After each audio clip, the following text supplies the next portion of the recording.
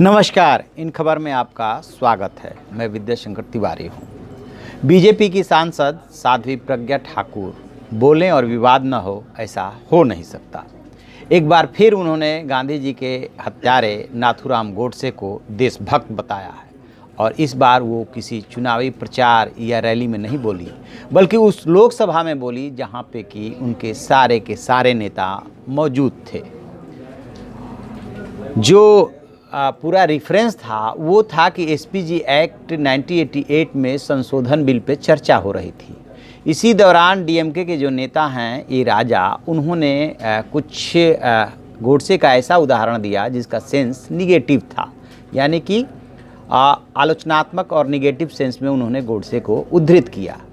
इसके बाद क्या था, जब साध्वी प्रज्ञा के बोलने की बारी आई तब उन्होंने कहा कि आप ऐसे देशभक्तों के बारे में नहीं बोल सकते और उन्होंने उनको देशभक्त बताया।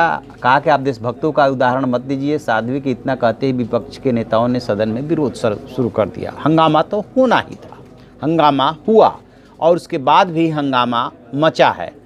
फिर साध्वी प्रज्ञा से जब पत्रकारों ने उन्हें घेरा और पूछा तो वो कहने लगे कि पहले पूरा संदर्भ पढ़िए और देखिए कि कब कहाँ किस संदर्भ में उन्होंने ये बात बोली। बीजेपी अभी इस पे मौन है, सरकार भी मौन है।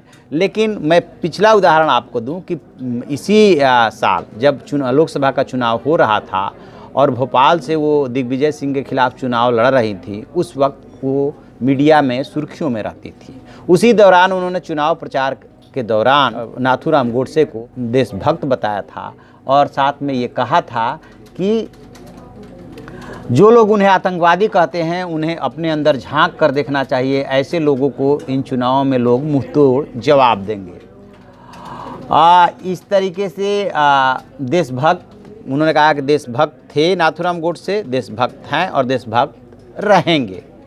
इसके बाद बहुत हंगामा हुआ। ऐसे लगा जैसे कि साध्वी प्रज्ञा ठाकुर ने जो है पूरे चुनाव का रुख मोड़ दिया। विपक्ष को वार करने का मौका मिल गया कि बीजेपी बताए कि वो नाथूराम गोडसे को क्या मानती है। एक बात किसी से छिपी नहीं है कि बीजेपी का नाथूराम गोडसे के प्रति क्या रुख है, लेकिन बीजेपी सार्वजनिक रूप से ऐसा कहने से बचती रही है।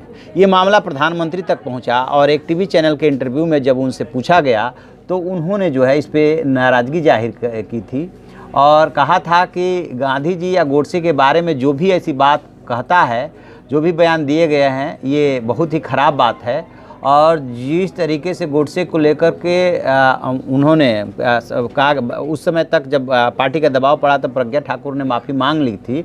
लेकिन आपको लगता है कि इस तरह के उम्मीदवार को खड़ा करना चाहिए और इस तरह की बात गलत है, तो उन्होंने कहा था कि गोडसे के बारे में जो भी बात की गई है वो बहुत ही गलत बात है। और उन्होंने ये भी कहा था कि प्रज्ञा ठाकुर हो या कोई और हो, जो भी इस तरीके का बयान देगा उसको मैं माफ़ नहीं कर पाऊँगा।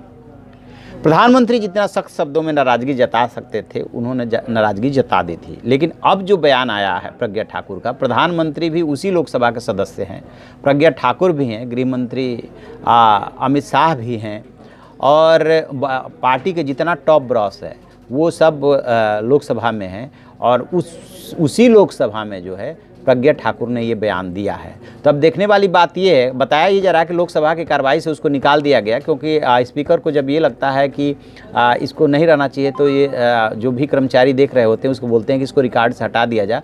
रिकॉर्ड से हटा दिया गया है। लेकिन अब पार्टी और सरकार के लिए तो मुसीबत बढ़ गई है कि पहले तो उन्होंने फिर भी चुनाव प्रचार के दौरान ये बात बोली थी, प्रधानमंत्री ने नाराज़गी जता दी थी, उन्होंने माफ़ी मांग ली थी, बात सब खत्म हो गई थी। इस बार तो उन्होंने उस पार्लियामेंट में बोला है जो जहाँ पर बोली सारी बात रिकॉर्ड पे रहती है। ठीक है कि रिकॉर्ड से डिलीट करा दिया गया, लेकिन ये बात कोई कैसे भूल सकता है कि उन्होंने लोकसभा में ये बात कही। तो अब ये देखते हैं कि इस पे पार्टी और सरकार का क्या स्टैंड होता है, क्योंकि तय मानिए कि इस पे हंगामा तो होना ही होना है, पार्लियामेंट में भी होना है और पार्लियामेंट के बाहर भी होना है।